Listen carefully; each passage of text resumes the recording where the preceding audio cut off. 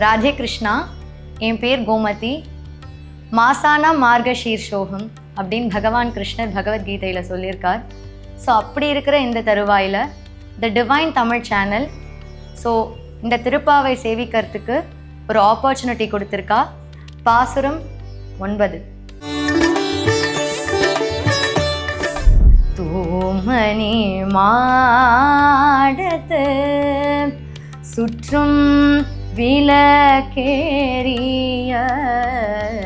தூமணி மாடத்து சுற்றும் விளக்கேறிய தூபம் கமழ தூயிலினை மேல் கண் வளரும் மாமண் மகளே மணிக்கதவும் தாழ்த்திரவாய் மாமண் மகளே மணிக்கதவும் தாழ்த்திரவாய் மாமீர் அவரை எழுப்பிரோ உன் மகள்தான் ஊமையோ அன்றே செவிடோ அனந்தலோ ஏம பெருந்துயில் மந்திரப்பட்டாலோ மாமாயன் மாதவன் வைகுந்தன் என்றென்ற மாமாயன் மாதவன் வைகுந்தன் என்றென்ற நாமும் பலவும் நவின்றேலோரும் பாவாய் நாமம் பலவும் நவின்றேலோரும் பாவாய்.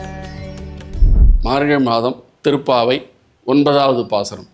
தூமணி மாடம் அப்படின்னு ஆரம்பிக்கிற ஒரு பாசுரம்.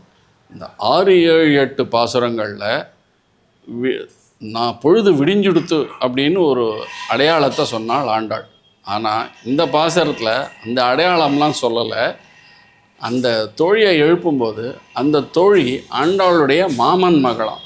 அதனால் அந்த மாளிகை இவ்வளோ அலங்காரமாக இருக்க தூமணி மாடத்து சுத்தம் விளக்கரிய தூபம் கமழ, அது வாசனை திரவங்கள்லாம் போட்டு தூமமெல்லாம் இருக்குது, ரொம்ப வாசனையாக இருக்குது. எல்லாம் ஒரே மாளிகை பூரா விளக்காக எரிஞ்சுட்டுருக்கு.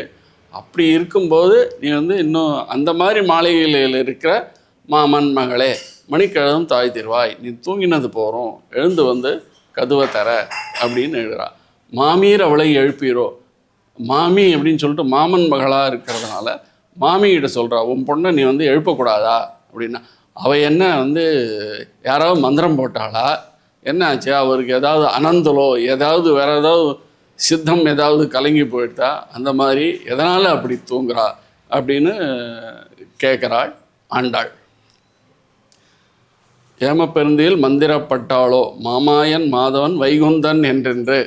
பெருமாளுடைய பெயர் மாமாயன் வைகுந்தன் அப்படின்லாம் அவனுடைய பேரை சொல்லி அவனை சொல்லணும், இதுக்காகவாவது அவளை எழுப்பக்கூடாதா அப்படின்னு ஆண்டாள் இந்த மாமிகிட்ட கேட்குறா. அவனை தோழியை எழுப்ப சொல்லி கேட்குறா. மேலும் ஆண்டாளை பிரார்த்திப்போம். ஸ்ரீ ஆண்டாள் திருவடிகளை சரணம்.